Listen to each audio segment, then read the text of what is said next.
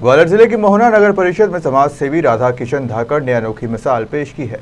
समाज सेवी ने अपनी निजी 7 लाख की लागत से बस स्टैंड व हायर सेकेंडरी स्कूल के पास सार्वजनिक शौचालय बनवाया, जिसका आज पूर्व मंत्री एवं क्षेत्रीय विधायक लाखन सिंह यादव ने फीता काट कर उद्घाटन किया।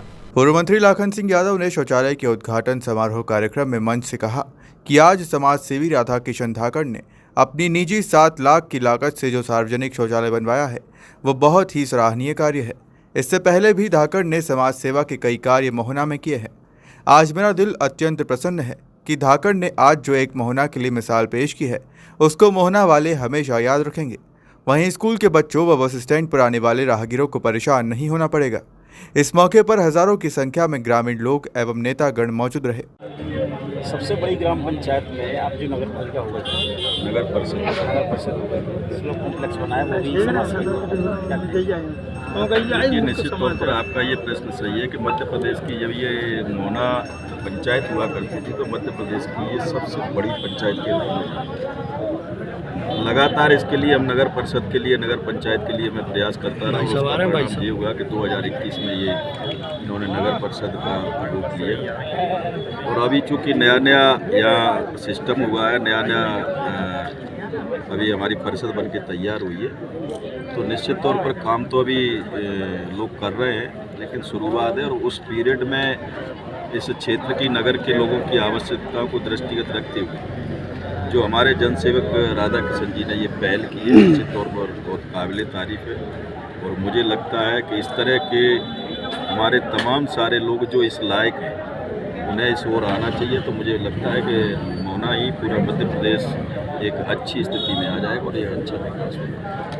सर, हाल ही में जो नगर परिषद का आरक्षण हुआ है और ग्राम पंचायतों को, उस बारे में क्या कहना चाहेंगे आप?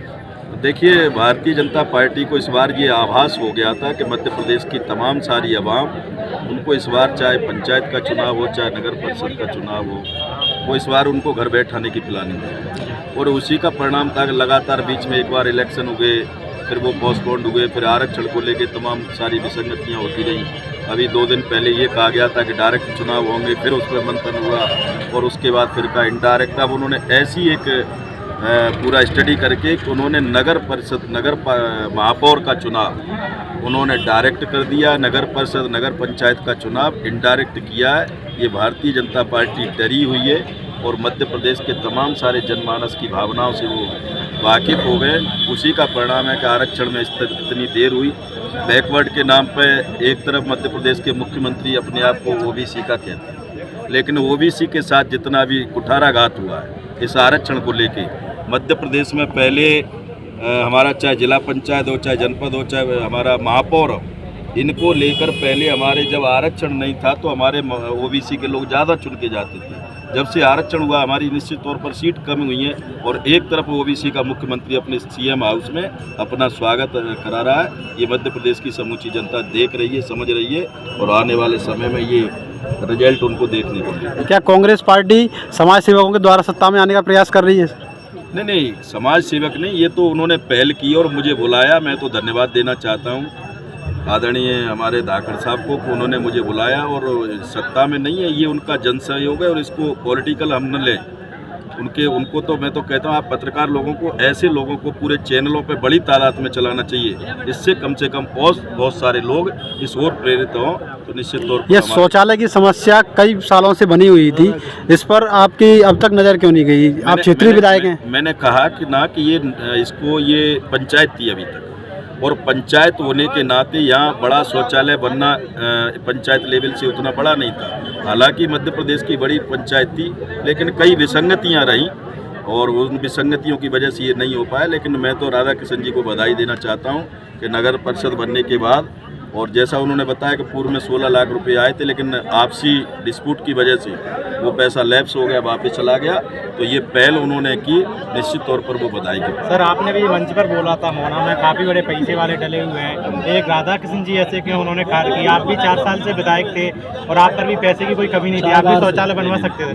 मैंने तो हमारी भितरवार विधानसभा में 611 गाँव में मजरा खोला और 611 गांव में जितने में लगातार 2090 में पहली बार चुनाव लड़ा 90 से लगातार 611 गांवों में मैंने बहुत सारे विकास काम किए। आपके यहाँ भी बहुत सारे, तो ऐसी जो नहीं, समस्या, सुन लो मेरी बात, बहुत सारा मैंने काम किया है और बहुत सारे काम हैं, उन्हीं की वजह से इस क्षेत्र की जनता लगातार विषम परिस्थितियों में चुनकर मुझे विधानसभा भेजती रही है। तो ये प्रश्न कहना आपका गलत है कि आपने क्यों नहीं किया। मैं अगर नहीं करता तो यहाँ की जनता विषम परिस्थिति, बड़े बड़े धुरंधर मेरे साथ लड़ लिए चुनाव और धुरंधरों को घर बिठा दिया। और जनता कहीं ना कहीं मेरा अटैचमेंट, दिल्ली अटैचमेंट या मेरा विकास होगा, उसी का परिणाम है कि यहाँ की जनता। तो सर जी शौचालय को आपको अभी तक कितने बार अवगत करा चुके हैं, कितने टाइम से पता हुआ था शौचालय के बारे में, बच्चों को, छात्राओं को?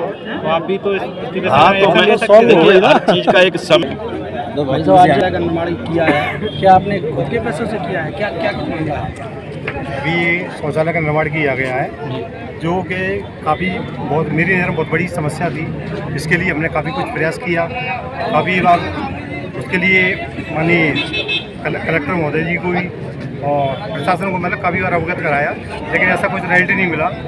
तो उसके बाद में हमने अपनी निजी फंड से इसका। सर एक बात हम आपसे पूछना चाहेंगे, क्या जो कल पंचायतों का आरक्षण हुआ है, क्या उस चीज़ को जोड़ा है? अपना 2 महीने पूरी है, लेकिन आज तक इसका उद्घाटन नहीं हुआ। जैसे ही उसका आरक्षण हुआ उसके बाद आपने उद्घाटन इसका कर दिया, इसको क्या राजनीति जोड़ा सकता है कि चुनाव से लेकर जोड़ा जा सकता है? देखो, इसके उद्घाटन से कोई मतलब नहीं राजनीति का। क्या एक्चुअली में विगत 10 मई 2017 से मैं रेगुलर है ना इस तरीके के कार्यक्रम कुछ ना कुछ करते ही रहा हूँ और रेगुलर चल रहे हैं मेरे वो।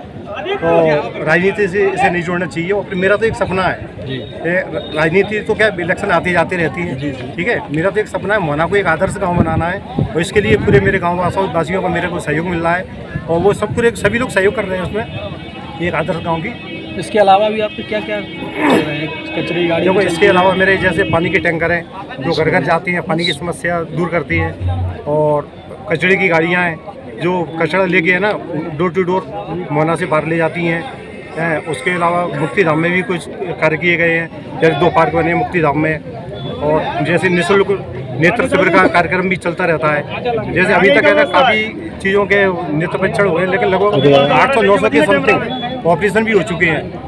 800-900 की समथिंग अभी। अभी आपने मंच पे कहा था कि अगर मान लीजिए इस चुनाव से जोड़कर देख रहे हैं आप, तो यही मान लीजिए कि ये चुनाव ये राजनेता के द्वारा ही है, तो क्या आप ये कहना चाहते हैं कि पहले इस्तेमाल करें फिर विश्वास करें? नहीं, बात तो है। बात देखो, अगर सबको ऐसा लग रहा है कि राधाकृष्ण तो सिर्फ चुनाव के लिए कर रहा है, तो मान लो मैं भी मान सकता हूँ चुनाव के लिए कर रहा है, तो क्या चुनाव मैं अकेले ही लड़ूंगा? क्या चुनाव इस गाँव के अंदर और भी लोग लड़ेंगे, वो लोग भी आगे आएँ और जनसेवा का कार्य करें और हमारे कंधे से कंधे सब पब्लिक के साथ मिला के कार्य करें, जिससे एक आदर्श गांव की एक नई तस्वीर तैयार होगी।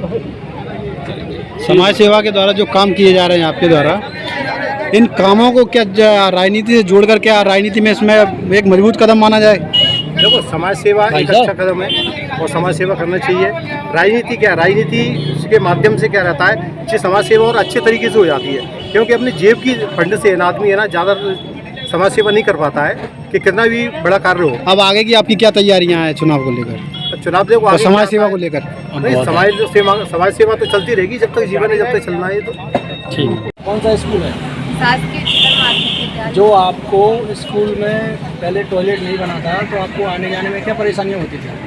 हमें यहाँ से हम जब विद्यालय जाते थे तो वहाँ पर जो विद्यालय परिसर के मेन गेट पर हम यहाँ पर यात्री कराते और टॉयलेट नेता वगैरह करते, जिससे हमें वहाँ जाने में शर्मिंदगी महसूस होती और हमें शर्म महसूस होती, जिससे हमें अपमानित होना पड़ता था।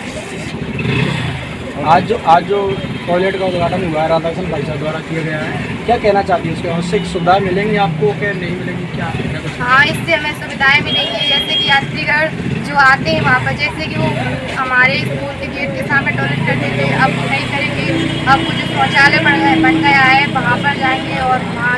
इसकी शिकायत शासन प्रशासन से नहीं की आपने कभी? हाँ, हमने कई बार इसकी शिकायत की है शासन प्रशासन, लेकिन उनने इस बात पर बिल्कुल ध्यान नहीं दिया है।